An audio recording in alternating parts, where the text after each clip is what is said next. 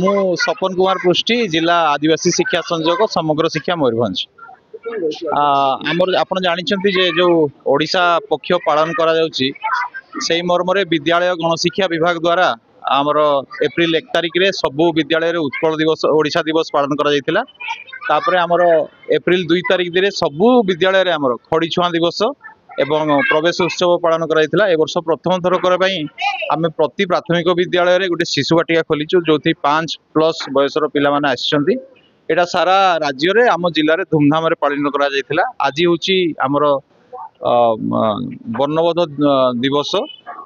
एई दिवस रे आमे प्रति पिलांकु जो सरकार द्वारा जो वर्णबोध जोगे दिया आमे पिलांकु जोगे देइछु।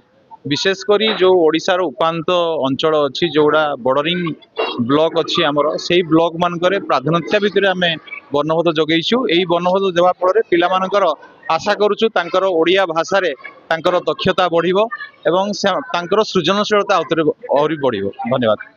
निरंजन नायक जिला भिन्नक्षम संयोजक समग्र शिक्षा मयूरभंज।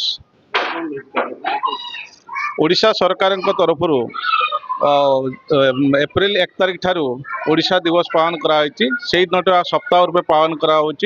आज वर्णबोध दिवस व वर्णबोध उत्सव जाए कहूँ प्रथम क्लास रु तृतीय क्लास पिला जो पुराना छबिल वर्णबोध था ता नदेकी वर्णबोध बही बंटन कराई सरकार तरफ।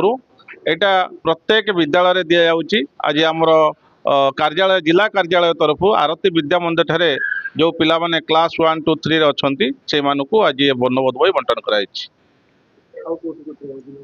जिलार प्रत्येक ब्लॉक हेडक्वार्टर बीओ माने अछंती से माने भी दउचंती। ता छडा हमर बही प्राय स्कूल को बंटन कराई जेमती आ पूर्व कहते जोड़ा आमर अन्य राज्य को लगी जो बॉर्डर डिस्ट्रिक्ट गुड़िक प्रायोरिटी बेसिस से जिला गुड़ी को प्रथम बंटन कराई।